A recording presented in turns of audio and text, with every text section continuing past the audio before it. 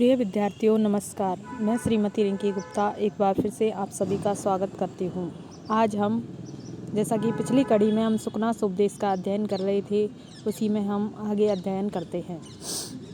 अजस्रम अक्षपावसान प्रबोधा घोरा च राज्य सुख सन्निपात निद्रा भवती ति विस्तरेण अभिधीयसे। अर्थात अजस्रम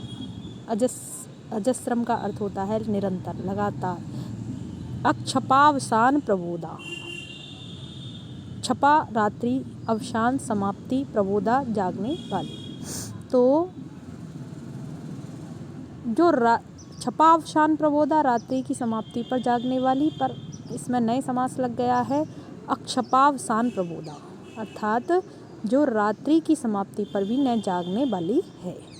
घोरा भयंकर च और जो रात्रि की समाप्ति पर भी जागृत अवस्था में नहीं आती है और जो भयंकर है।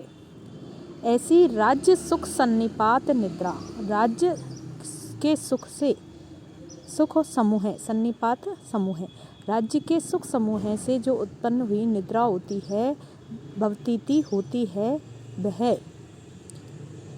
कैसी होती है? भयंकर होती है और रात्रि की समाप्ति पर भी जागरण वाली नहीं होती है। इति विस्तरेण अभिधीयसे, यह विस्तार से कहा मैं तुम्हें कुछ बतला रहा हूँ।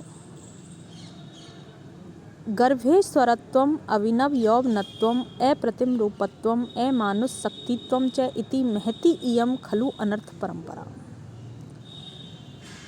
सुकनास आगे कहते हैं चंद्रापीड़ से कि गर्भेश्वरत्व, गर्भेश्वर जब बच्चा गर्भ में जन्म लेता है तभी से ही, गर्भावस्था से ही या जन्म धारण करने की अवस्था से ही ईश्वरत्व यानी कि ऐश्वर्यवान होना, अभिनव यौवनत्वम और जिसने नई युवावस्था को प्राप्त हुआ है, जो ऐसा अभिनव यौवन अवस्था को प्राप्त होना, अप्रतिम रूपत्वम और अप्रतिम जिसकी कोई प्रतिमा नहीं है, ऐसे रूप लावण्य से युक्त होना, अमानुष शक्तित्वम च और जो अमानुषी यानी कि अलौकिक है, जो अमानवीय शक्ति से युक्त होना।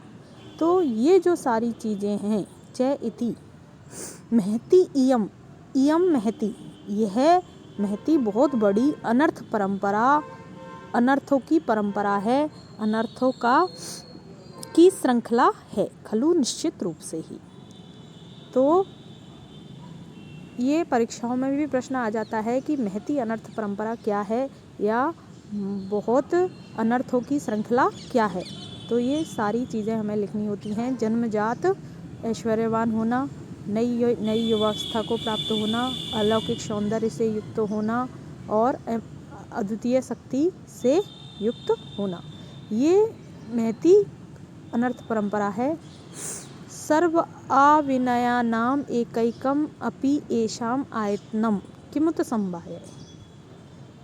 सर्व सभी अविनयानाम अविनयों की यानी कि सभी उद्दंडताओं की, सब बुराइयों की, एकैकम एक ही, एषाम ये जो सारी चीज़ें बोली हैं, इनमें से एक ही चीज़ सभी बुराइयों की आयतनम घर है, खजाना है। किमुत संभाय और संभाय का तो, समूह का तो कहना ही क्या, यानी कि जिसके पास इनमें से एक भी चीज़ है, गर्भेश्वरत्व अभिनव यौवनत्व इत्यादि में से एक भी चीज़ है, तो वो भी सभी बुराइयों का घर बन जाता है। और जिसके पास ये सारी चीज़ें हैं, जो जन्मजात ऐश्वर्यवान भी है, जो नई युवावस्था को प्राप्त भी है, जो सुंदर भी है, जो अलौकिक शक्ति संपन्न भी है, उसके पास ये सारी चीज़ें हैं, जहाँ तो उसका तो कहना ही क्या, वो उसका क्या होगा जब एक ही बुराइयों की इतनी जन्मदात्री होती है। इस प्रकार सुकनास जो सुख संपन्नता वैभव होता है, उसके दुर्गुणों को बता रहे